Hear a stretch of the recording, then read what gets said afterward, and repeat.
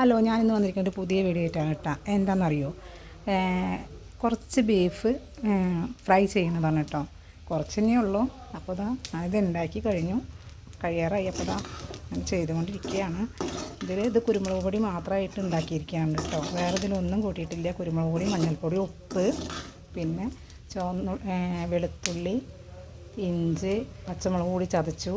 അത് സവോളയും തക്കാളിയും വഴറ്റിയതിന് ശേഷം വെളുത്തുള്ളി, ഇഞ്ചിയും പച്ചമുളക് ചതച്ചത് ചേർത്ത് ഇളക്കി വഴന്ന് വന്നതിന് ശേഷം കുരുമുളക് പൊടി, മഞ്ഞൾപ്പൊടി, ഉപ്പ്, പിന്നെ ഗരം മസാല, അങ്ങനെ കുറച്ച് മല്ലിപ്പൊടി, ഇതൊക്കെ ഇട്ടിട്ടാണ് ഞാനിത് ഇങ്ങനെ ആക്കിയെടുത്തിട്ടുള്ളത് കേട്ടോ.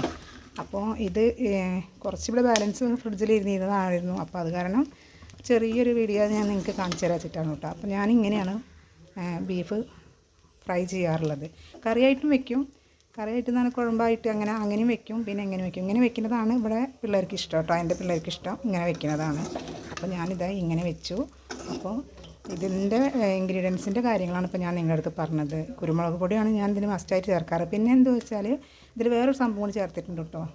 തേങ്ങാക്കൊത്ത് ചേർത്തിട്ടുണ്ട്.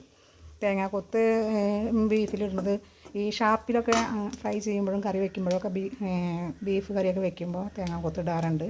അപ്പോൾ അതേ സ്റ്റൈലിൽ ഞാൻ ഇവിടെ ഇടയ്ക്കിടയ്ക്ക് ഇങ്ങനെ ഉണ്ടാക്കുമ്പോൾ ഇടാറുണ്ട്. അങ്ങനെയാണ് ഞാൻ ഇത് ഉണ്ടാക്കിയിരിക്കുന്നത് കേട്ടോ. അപ്പോൾ നിങ്ങൾക്ക് ഇത് ഇഷ്ടമായിട്ടുണ്ടെങ്കിൽ ലൈക്ക് ചെയ്യുക, കമൻറ്റ് ചെയ്യുക, സബ്സ്ക്രൈബ് ചെയ്യുക, ഷെയർ ചെയ്യുക കേട്ടോ. അപ്പോൾ ഞാൻ അടുത്തൊരു വീഡിയോ ആയിട്ട് വീണ്ടും വരുന്നുണ്ട്. Okay, bye. അപ്പോൾ നിങ്ങൾക്ക് ഇഷ്ടമായെങ്കിൽ തീർച്ചയായിട്ടും കമൻറ്റിൽ അറിയിക്കണേ.